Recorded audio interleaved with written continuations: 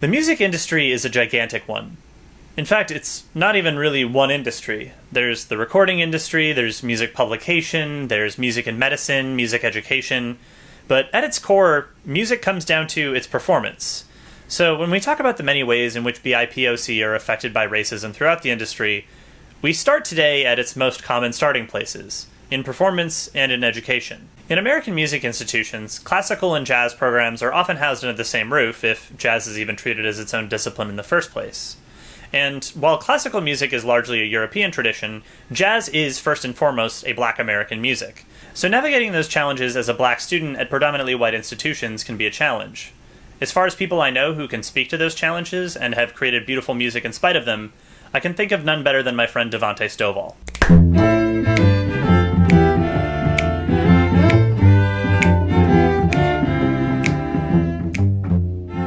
Hi, my name is Devonte Stovall, and I am a professional cellist and bassist from Toledo, Ohio.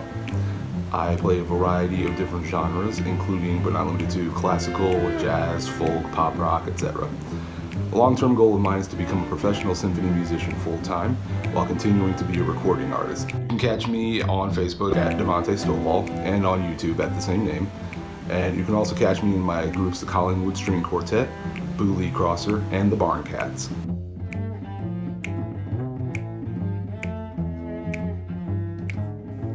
Our conversation covered a lot of ground, but no matter where the conversation wandered, it was consistently centered around the nature of representation in our institutions, and how predominantly white classical spaces, even when run by well-meaning people, can be very otherizing.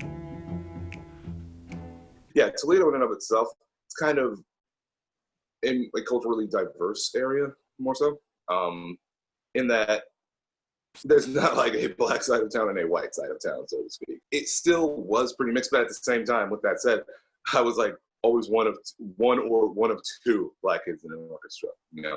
So, you know, it's pretty much been predominantly white. I even would joke with my family, like at a youth orchestra concert, for example, they'd be like, oh, easy to spot you. Like, you know, in the photos, there you are. Didn't even have to look hard.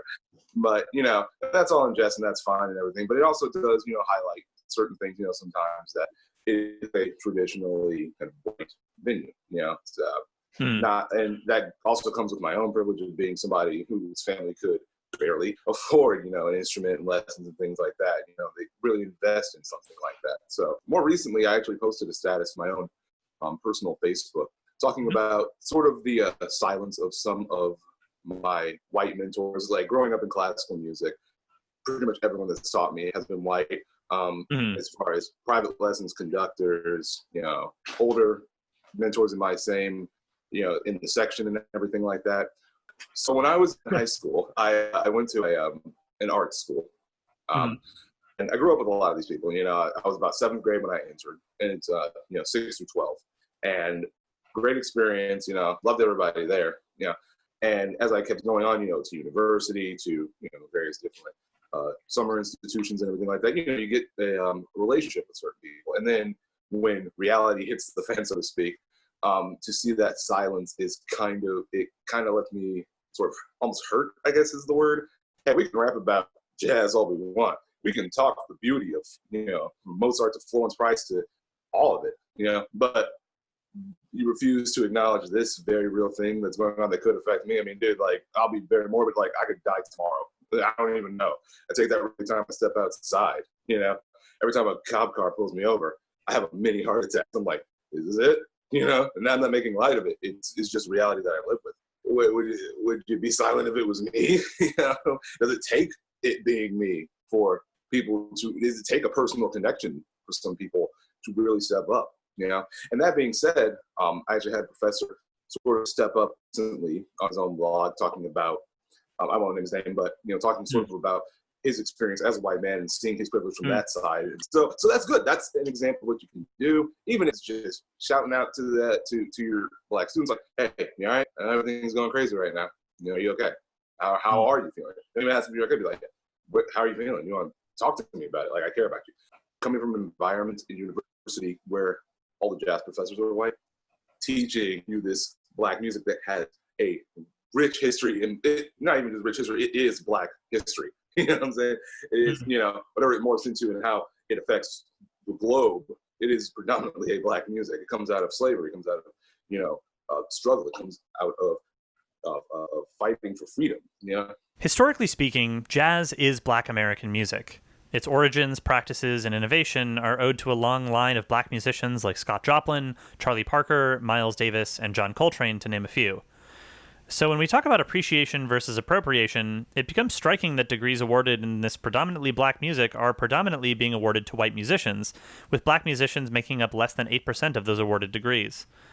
This disparity in degrees awarded also leads to a disparity in faculty and staff positions, and when low Black representation among faculty and staff leads to a number of issues in jazz programs, classical programs, and in academia in general, we start to see patterns in the ways we are failing to accurately represent Black contribution to American culture, and the ways we are failing Black students both in education and in general well-being. If the available statistics tell us anything, it's that there's a disconnect between the way that white students and Black students are treated when it comes to their interest in music education.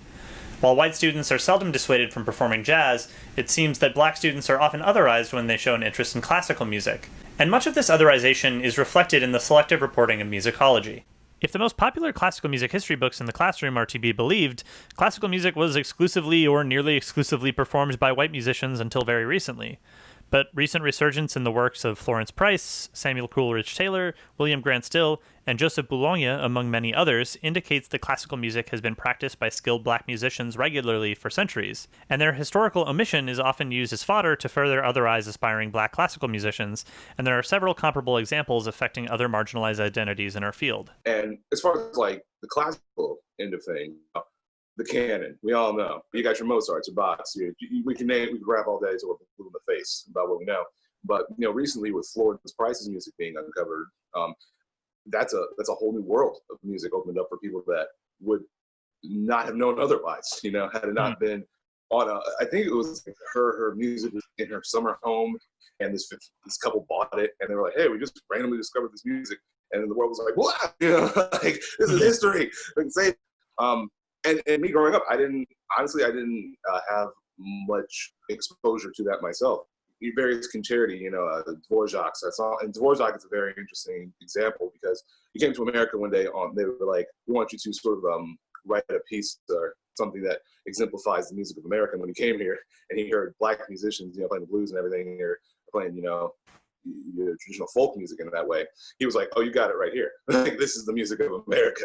And that's kind of been the history of Black music all the way through.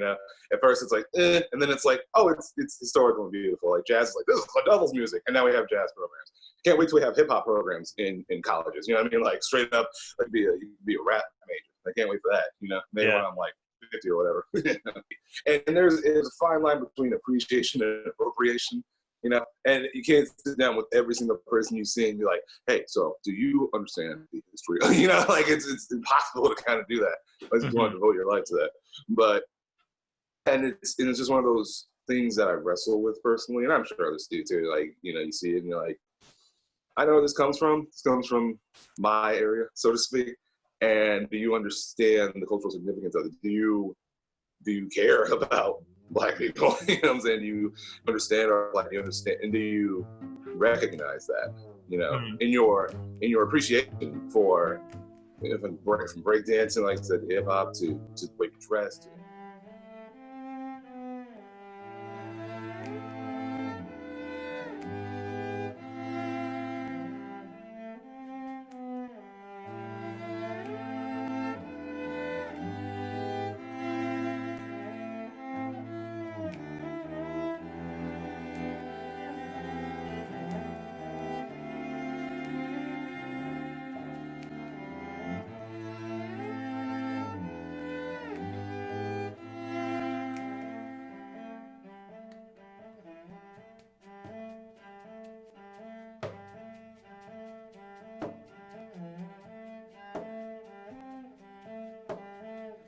When you were growing up, I'm curious, like, how were different genres sort of presented to you? Like, how did people talk to you about the classical tradition versus jazz versus hip hop versus whatever?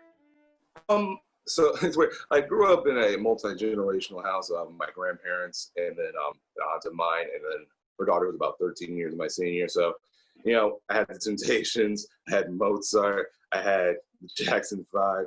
I had the Goo Goo Dolls. Like, you know, it's just this huge mix of things. And you like what you like. That's kind of like what my house was. Like, hey, you like, and hell, you know, being an anime kid, you know, I was blasting my own J-pop, speaking a language I had no idea what I was saying, and saying it all wrong. Yeah. So in that sense, you know, I was lucky enough to have like a household where I was like, hey, music is music. You like it, you like it. Yeah. As far as going out into the world, I guess jazz was just more presented as black music, like just labeled, you know. Classical music was just, you know, you get your stereotypes, you know, it's like, oh, it's hoity-toity rich white people music, you know, as you go along. But, you know, that obviously isn't the case. I'm actually about to play Lamentations by Samuel Coleridge-Taylor, and an unaccompanied cello piece in 4 movements. And doing that for this Sphinx competition, which leads me to something beautiful in my life, the Sphinx organization.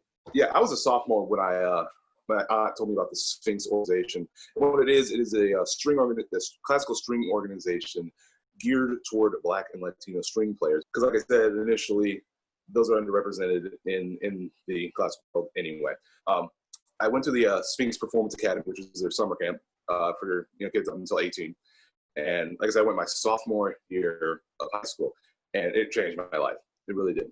Being around, for lack of a better term, your own people, and knowing that you're not alone in this thing that you kind of felt alone, let yourself think about it too long. You're like, it's just me and this one dude, and like, I don't really talk because he's all the way in the percussion section, and I'm over here, But it really is a beautiful thing. It really felt familiar. And I still talk to those mentors, those students that I met there to this day.